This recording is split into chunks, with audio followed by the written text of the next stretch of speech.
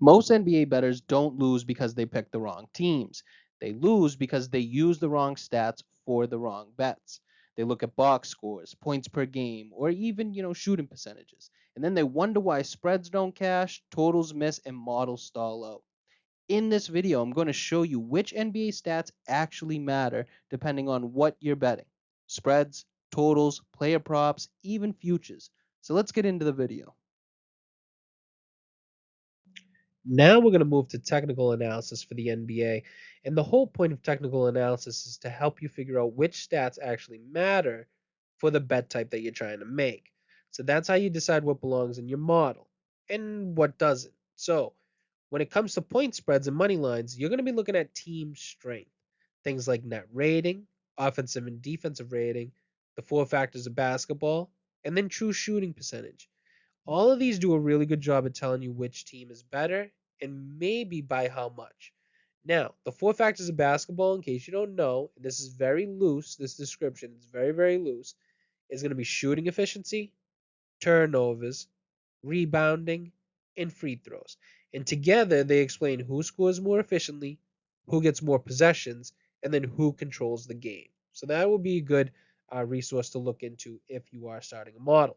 Next is going to be the totals now. The focus shifts to scoring environment for this, right?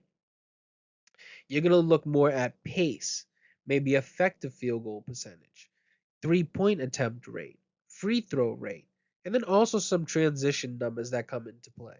So these stats help you explain how many possessions you're likely to see and how efficiently these teams score. So the key idea is going to be simple.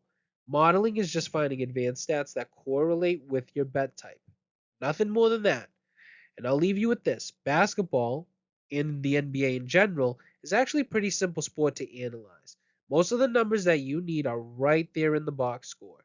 A lot of the times, digging deeper and deeper into obscure metrics is just a waste of time.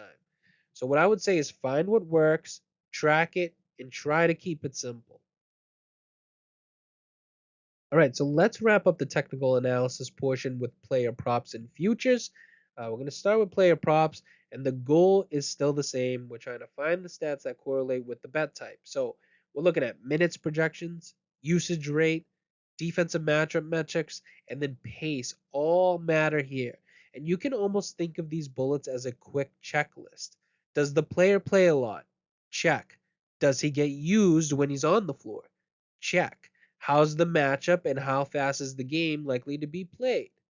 Check, check.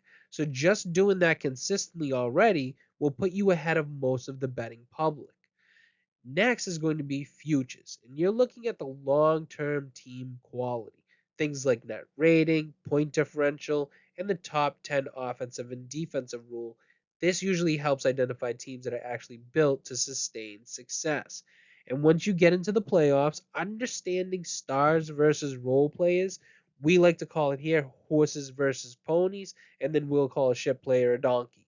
But this becomes critical because basketball is a talent driven sport, and elite players have an enormous amount of success in this sport.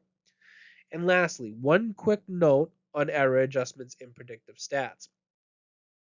You want the stats in your model that explain what wins now, not what worked 10 years ago.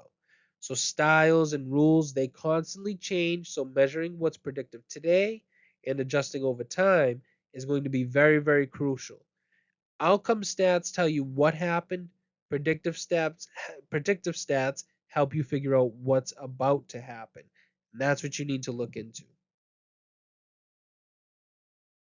All right, that's going to do it here for the NBA betting statistical breakdown. If this breakdown helps sharpen how you look at NBA betting, hit that like button.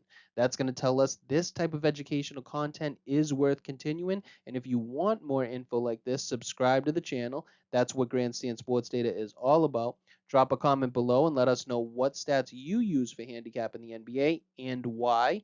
And then thank you guys for watching, and we'll see you in the next one.